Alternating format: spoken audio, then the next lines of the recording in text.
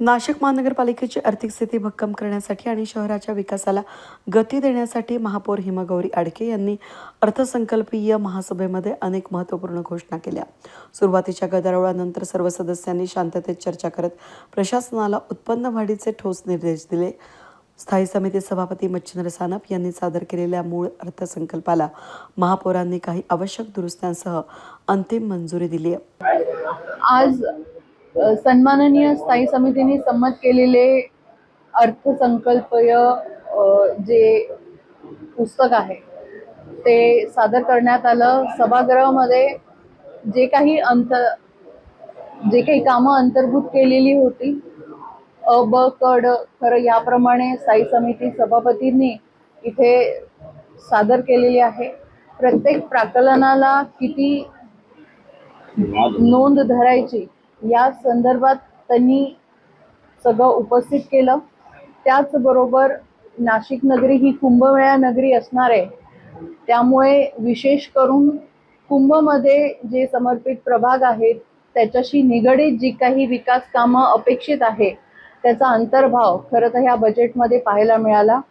त्याचप्रमाणे आधी आयुक्तांनी सादर केलेल्या बजेटमध्ये सगळ्याच नगरसेवकांना 122 नगरसेवकांना कमी निधी होता, कमी प्रभाग विकास निधी होता आणि आता सर्व प्रभागामध्ये जर आपण एक ॲव्हरेज बघितलं तर 8 ते 9 कोटींची तरतूद खरं तर स्थायी समितीने पकडली आहे. काही प्रभागांमध्ये जिथे विस्तार जास्त आहे आणि जिथे कामं खूप धरली गेली आहे, रस्त्याची कामं राहिली आहेत, अशा प्रभागांमध्ये जादा निधी धरण्यात आलेला आहे. त्याचबरोबर स्थायी समितीमधले जे सदस्य आहेत त्यांच्या मागणीनुसार इथे काही कामं धरण्यात आली आहेत. साधारण सभागृहाचा जर विचार केला तर आयुक्तांनी दिलेल्या बजेटपेक्षा स्थायी समितीमध्ये त्यांना प्रत्येकाला जास्त निधी दिला आहे. तरी सुद्धा काही नगरसेवक जे आहेत, काही विरोधी पक्षातले नगरसेवक जे आहेत, जादा निधी देऊन देखील असंतुष्टच आहेत. ही खरं तर क्रमप्राप्त आहे सिस्टीम की जितकं दिलं तिथे कमीच आहे. कारण 4-4.5 वर्षानंतर जेव्हा विकास कामं आणि लोकांना आपल्याला सामोरं जायचं आहे तर निश्चितपणे प्रत्येकाला काम दिसणं गरजेचं आहे आणि प्रत्येकाचं काम हो. पण नाशिक शहर म्हणून आपल्या सगळ्यांना एकत्रित विचार करून सगळ्या सभागृहाला न्याय द्यायचा आहे. जिथे कुठे तरतूद कमी असेल, जास्त असेल, त्याप्रमाणे जे काही कामाचे निकष असतील, प्राधान्यक्रम असेल, त्यानुसार ते निकष आपण महासभेच्या या बजेटमध्ये सादर करणार आहोत, ती धरणार आहोत. उत्पन्नाचे स्रोत इथे काही आज डिस्कस झाले सभागृहामध्ये.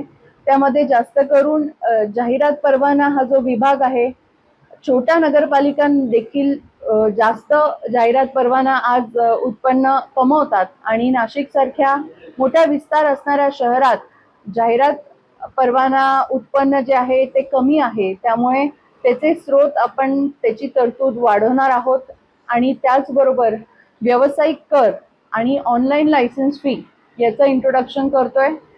आजकाल कॉन्झर्वेशन ऑफ एनर्जीसाठी आपण सगळे प्रयत्नशील आहोत.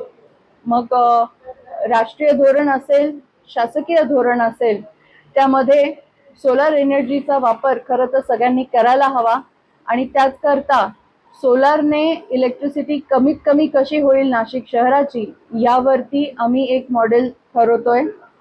तसेच उद्यान आणि ओपन स्पेसेस मॅनेजमेंट करता सगळ्याच प्रभागातले जे काही स्थानिक लोकप्रतिनिधी आहे आणि NGOज असतील त्यांना निम्न शुल्कामध्ये ते ओपन स्पेसेस कसे मेंटेनन्सला देऊ शकतो याच्यावरती पण जो काही इथे विशेष अंगणवाडी किंवा शाळा दर्जा वाढ यासाठीचा भांडवली निधी असेल किंवा विशेष काही लर्निंग किट्स प्रोव्हिजन असेल किंवा त्यांच्या मध्यान्ह भोजनाचा विषय असेल अंगणवाड्यांचा, त्याच्यासाठी क्वालिटी कशी मेंटेन केली जाईल आणि तरतूद जास्तीत जास्त कशी होईल यावर काम करतोय.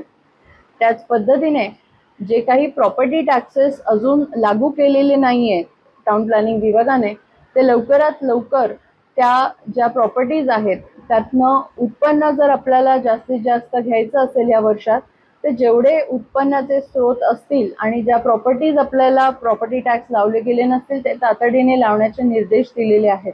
तर अशा पद्धतीने आणि काही एअरचे प्रोजेक्ट्स महानगरपालिकेने केले आहेत, तर त्या मिळकती ज्या आहेत त्या आपल्याकडे आपण घेतल्या आहेत की नाही, त्या परत मिळवल्या असतील तर त्यांची लायसन्स फी देखील रिव्हिजन करण्याचा आमचा मानस आहे. अशा पद्धतीने काही उत्पन्नाचे स्रोत वाढवून जिथे जिथे बाकी तरतूद धरायची गरज असेल त्याचबरोबर आज इथे अजितदादांच्या पुतळ्याची मागणी करण्यात आली होती. मागेही महासभेत रुलिंग दिलेलं आहे की त्यांचा पुतळा निश्चितपणे चांगल्या मध्यवर्ती ठिकाणी जागेची सोय करून आम्ही करूच. त्यासाठी 3 कोटीची तरतूद धरली आहे. त्याचबरोबर कवी गोविंद यांचा पुतळा हा दिव्यांग भवनाच्या इथे कशा पद्धतीने धरता येईल याचा प्लॅन करायला सांगण्यात आलेला आहे. सुरुवातीला सदस्य जे आहे ते आक्रमक होते आणि त्यांनी त्या पद्धतीने चुकीचा व्यवहार केला होता.